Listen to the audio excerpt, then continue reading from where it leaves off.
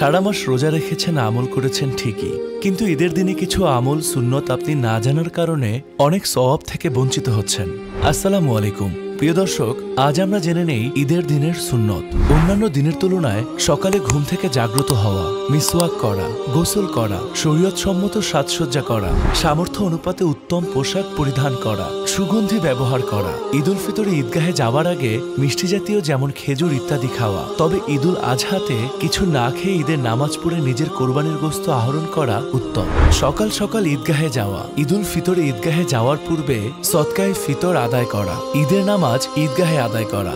যে রাস্তা দিয়ে ঈদগাহে যাবেন সম্ভব হলে ফিরে আসার সময় অন্য রাস্তা ব্যবহার করা, পায়ে হেঁটে যাওয়া। ঈদুল ফিতরে ঈদগাহে যাবার সময় আস্তে আস্তে এই তাকবীর পড়া, আল্লাহু আকবার, আল্লাহু আকবার, লা ইলাহা ইল্লাল্লাহু, আল্লাহু আকবার, আল্লাহু আকবার, ওয়ালিল্লাহিল হামদ। তবে ঈদুল আজহায় যাওয়ার সময় পথে এই তাকবীর আওয়াজ করে পড়তে থাকবেন। আল্লাহ রাব্বুল আলামিন আমাদের সুন্নতগুলোর উপর আমল করার তৌফিক দান করুন, আমিন। আজকে এ পর্যন্তই। সবাই ভালো থাকবেন, সুস্থ থাকবেন, আর আমাদের চ্যানেল ভালো লাগলে সাবস্ক্রাইব করে পাশে থাকবেন। আল্লাহ হাফেজ।